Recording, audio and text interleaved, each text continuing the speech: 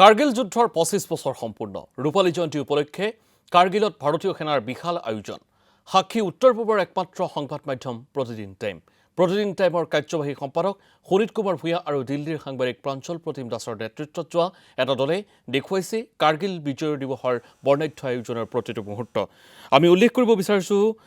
কাৰ্গিল যুদ্ধত দেশৰ কাৰণে নিজৰ জীৱনৰ সৰ্বোচ্চ ত্যাগ কৰা অমৰ শ্বহীদ কেপ্টেইন জিন্তু গগৈৰ পিতৃ মাতৃ উপস্থিত হৈছেগৈ কাৰ্গিলত ২৫ বছৰৰ কাৰ্গিল বিজয় দিৱসৰ উদযাপন সমাৰোহত কাৰ্গিলৰ ভূমিত বীৰপুত্ৰক শ্ৰদ্ধা জ্ঞাপন কৰিছে পিতৃ ঠগিৰাম গগৈ আৰু মাতৃ দুলুপ্ৰভা গগৈয়ে সামগ্ৰিকভাৱে সেই পৰিৱেশটো দেখুৱাব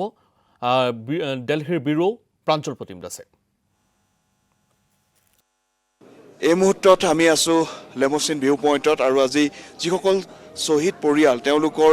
পিতৃ মাতৃ বা পৰিয়ালৰ লোকক আমন্ত্ৰণ জনোৱা হৈছে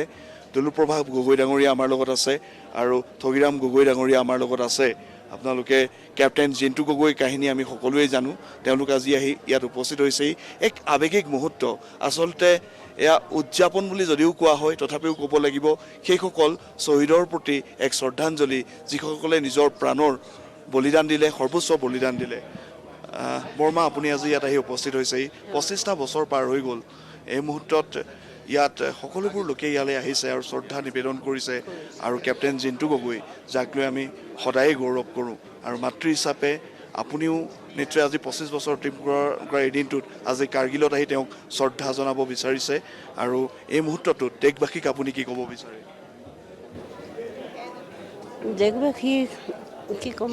বেটাটো দেশৰ কাৰণে প্ৰাণ ত্যাগ কৰিছে সেইটো কাৰণে বহুত সুখী হৈছোঁ তেওঁ মানে চহকী যোৱা নাই কেনেকৈ দেশখন ৰক্ষা কৰোঁ তেওঁ সেইটো ভাবিয়ে আগবাঢ়ি আহিছে ২৫ বছৰ আগৰ কাৰ্গিলৰ সেই মুহূৰ্তটোত যেতিয়া কেপ্টেইন জিন্তু গগৈ ইয়াত কৰ্তব্যত নিয়োজিত হৈ আছিলে নিজৰ জীৱনকো তেওঁ ভয় নকৰি বা জীৱন সম্পূৰ্ণ সৰ্বোচ্চ দেশৰ কাৰণে উচৰ্গা কৰিলে তেওঁ দেশৰ কাৰণে বহুত প্ৰেম প্ৰতি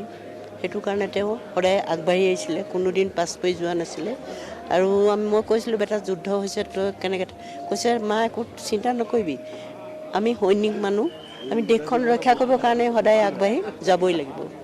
এই বুলি মোক কৈছে কিন্তু মোক কৈছে তই দুখ নকৰিবি তই বুলি মাতে তই কিন্তু দুখ নকৰিবি মই দেশৰ কাৰণে আগবাঢ়ি আহিছোঁ আৰু নিজৰ জীৱনটো দেশৰ কাৰণে ত্যাগ কৰিব পাৰিলে বহুত সুখী হ'ম এই বুলি আমাক কৈছে আৰু মোক আমি অনুভৱ কৰিব পাৰোঁ সেই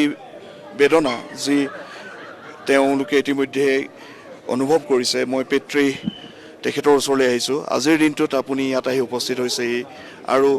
এটা আৱেগিক মুহূৰ্ত সমগ্ৰ দেশৰ কাৰণে দেশবাসীক এই মুহূৰ্তত আপুনি ইয়াৰ পৰা কি ক'ব বিচাৰে প্ৰতিদিন টাইমলৈ ধন্যবাদ থাকিল আমি কাৰ্গিলত বৰ্তমান আছোঁ দ্ৰাছত